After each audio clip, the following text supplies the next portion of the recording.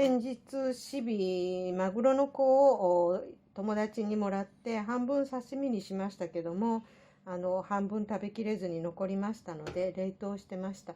で、今日はこれを炙って、たたきにしようと思います。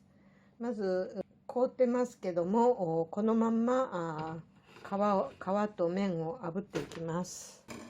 炙るのはこんなバーナーを使って行います。まあ普通に売られてるものなので、こういう感じで、火をつけて、だいたいこの青い先端のところが当たるような感じでやっていきます。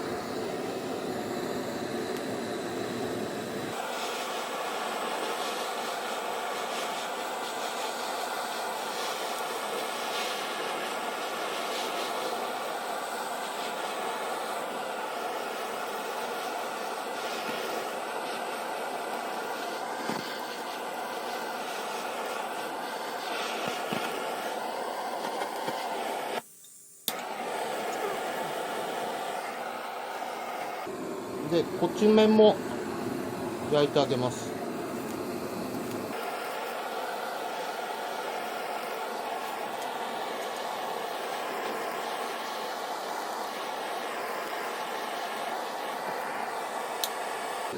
こんな感じでまんべんなく焼きます。